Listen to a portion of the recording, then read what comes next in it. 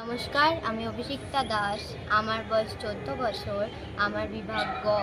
আমার বিষয় রবীন্দ্র নৃত্য। আমি সর্বভারতীয় সঙ্গীত ও সাংস্কৃতিক পরিষদে সংস্কৃত প্রতিযোগিতায় মেধা 2026-এ অংশগ্রহণ করেছি। ধন্যবাদ।